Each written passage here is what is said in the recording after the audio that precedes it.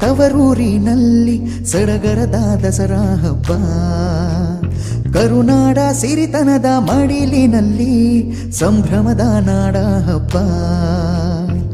ಮಲ್ಲಿಗೆಯ ಕಂಪಂತೆ ರಸಬಾಳೆ ಸವಿಯಂತೆ ಪಂಚಾಮೃತದಂತೆ ನಮ್ಮ ಊರು, ಸಾಹಿತ್ಯ ಸುಧೆಯಂತೆ ಸಂಗೀತ ದಿಂಪಂತೆ ಸ್ವರ್ಗ ಸಮ್ಮಾನವೇ ನಮ್ಮ ಮೈಸೂರು.